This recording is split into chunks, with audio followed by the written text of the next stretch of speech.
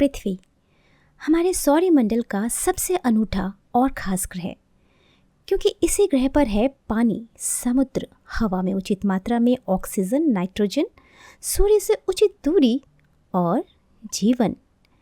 सूर्य का चक्कर लगाती अपने इस नीले ग्रह के बारे में जानने के लिए मनुष्य सदा से ही उत्सुक रहा है।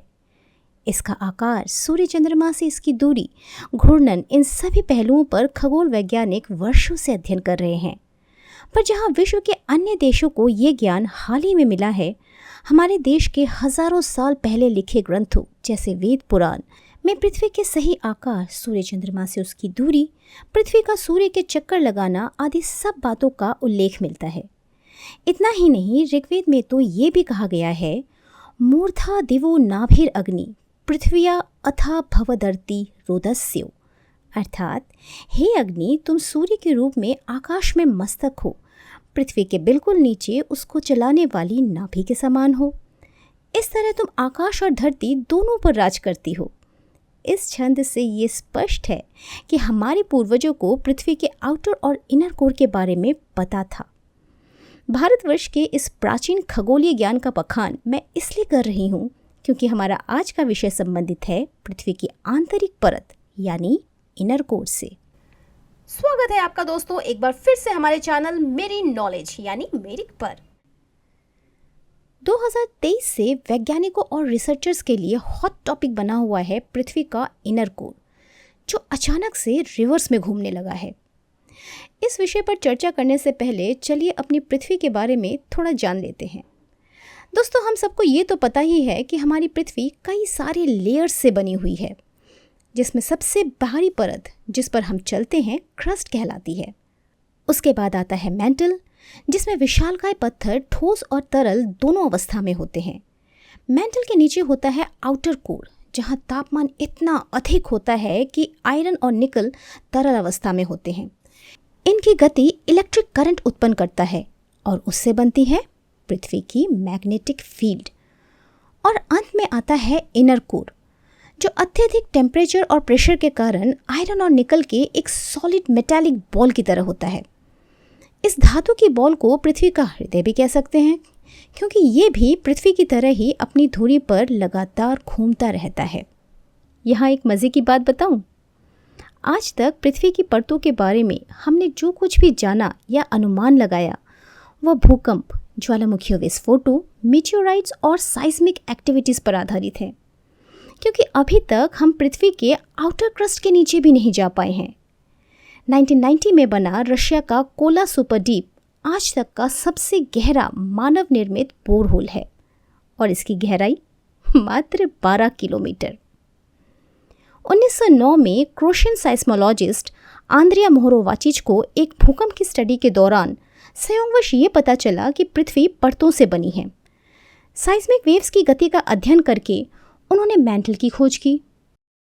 पर उनसे पहले 1906 में British geologist Robert Oldham outer core की खोज कर चुके थे। 1929 में न्यूजीलैंड में आया एक बड़ा भूकंप और इस भूकंप पर डेनिश साइस्मोलॉजिस्ट इंगे लीमैन को अध्ययन का अवसर मिला और 1936 में उन्होंने न सिर्फ इनर कोर की खोज कर डाली, पर यह भी पता लगा लिया कि पृथ्वी की तरह ही इनर कोर भी अपनी धुरी पर घूमता रहता है। हालांकि बाद में अध्ययन से पता चला कि इनर कोर के घूर्णन की गति पृथ्वी के रोटेशन स्पीड से थोड़ी अधिक है। 2008 में हुए शोधों ने वैज्ञानिकों को चौंका दिया। उन्होंने पाया कि इनर कोर की स्पीड कम हो रही है। 2009 में कोर की स्पिनिंग लगभग रुक चुकी थी और फिर 2010 में वैज्ञानिकों को लगा एक और झटका। बीजिंग के पेकिंग यूनिवर्सिटी के जियोफिजिस्ट ने पाया कि इनर कोर अब रिवर्स में स्पिन हो रहा था। पहले किए गए शोधों के कारण वैज्ञानिकों को ये तो पता था कि इनर कोर की स्पिनिंग आउटर कोर की मैग्नेटिक फील्ड से संचालित और मैंटल की ग्रेविटेशनल फील्ड से संतुलित होता है। जब शोधकर्ताओं ने 1960 से लेकर अब तक के डेटा पर नज़र डाला तो उन्होंने पाया कि इसी तरह का स्लो डाउन और रिवर्सल प्रोसेस 1970 से पहले भी एक बार और हो चुका है।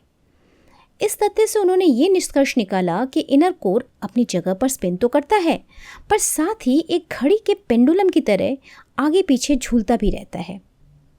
और इसका एक साइकिल 70 वर्ष का होता है। मतलब हर 35 साल में इनर कोर अपनी स्पिनिंग की दिशा बदलता रहता है। साइंटिस्ट के पास अभी भी इस बात की सटीक जानकारी नहीं है कि इनर कोर ऐसा करता क्यों है। वैज्ञानिकों का मानना है कि मेंटल और आउटर कोर इसके लिए जिम्मेदार हैं, क्योंकि इनर कोर ग्रेविटेशनली मेंटल से और मैग्नेटिकली आउटर कोर से जुड़ा हुआ है। अन्य पहलू जैसे तापमान, प्रेशर और विभिन्न परतों का एक दूसरे पर प्रभाव भी इसके कारण हो सकते हैं। पृथ्वी के आंतरिक कोर के पीछे के तंत्र को पूरी तरह से समझने के लिए और अधिक शोध की आवश्यकता है। पर क्या इनर कोर का रिवर्स में घूमना एपोकलिप्स की तरफ इशारा करता है? नहीं, बिल्कुल भी नहीं। ज़्यादा से ज़्यादा इससे दिन की अवधि थोड़ी सी कम हो जाएगी, और वो भी फ्रैक्शनली, क्योंकि जब इनर कोर धीमी गति से घूमता है तो मेंटल की गति तेज़ हो जाती है। परिणाम स्वरूप पृथ्वी की रोटेशन स्पीड बढ़ती है और दिन की अवधि कम हो जाती है। परंतु ये सब बिल्कुल छोटे, माइन्यूट यानी फ्रैक्शनल लेवल पर होता है। साइंटिस्ट का कहना है कि इतने सालों में अब जाकर हमारी पृथ्वी और इसके इनर कोर की स्पिनिंग स्पीड में तालमेल बैठा है।